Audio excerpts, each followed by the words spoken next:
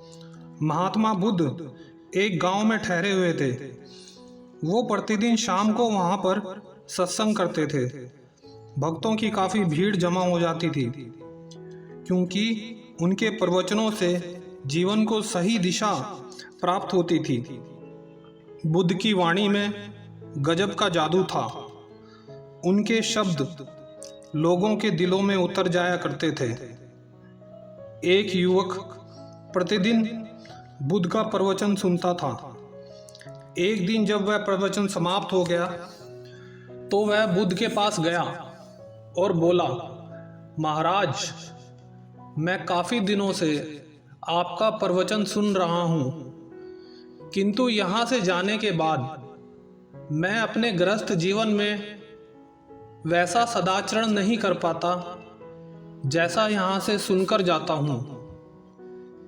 इससे सत्संग के महत्व पर शंका भी होने लगी है। बताइए मैं क्या करूं? बुद्ध ने युवक को एक बांस की टोकरी दी और उससे कहा, पानी भरकर लाइए। युवक टोकरी से जल भरने में असफल रहा। बुद्ध ने यह कार्य निरंतर जारी रखने के लिए कहा। युवक प्रतिदिन टोकरी में जल भरने का प्रयास करता, किंतु सफल नहीं हो पाता। कुछ दिनों बाद बुद्ध ने उससे पूछा, इतने दिनों से टोकरी में लगातार जल डालने से क्या टोकरी में कोई फर्क नजर आया?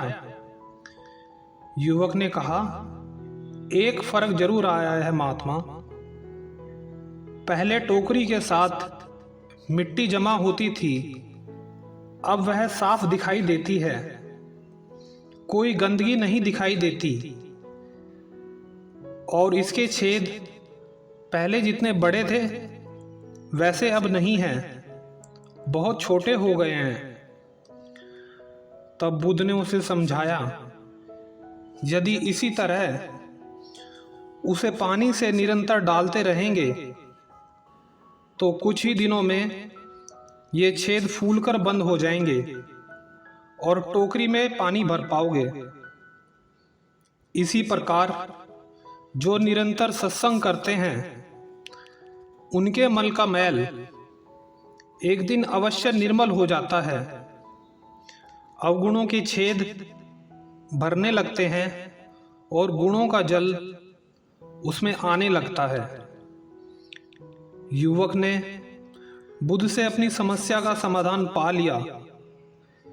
निरंतर सत्संग से दुर्जन भी सज्जन हो जाते हैं, क्योंकि महापुरुषों की पवित्र वाणी उनके मानसिक विकारों को दूर करके उनमें सदा सद्विचारों को प्रसारित करती है। दोस्तों, इस कहानी से हमें पता चलता है कि शॉर्ट सर्कस एक इल्यूजन है। अगर हम अपने जीवन में कुछ बड़ा करना चाहते हैं तो सही कार्य के चुनाव के बाद सबसे जरूरी चीज उस पर टिके रहना। निरंतर प्रयास करने से एक ना एक दिन आप उसमें मास्टरी हासिल कर लेंगे, तभी सफलता आपके पास होगी। आई होप आपको ये कहानी अच्छी लगी होगी। कमेंट करके ज़रूर बताएं।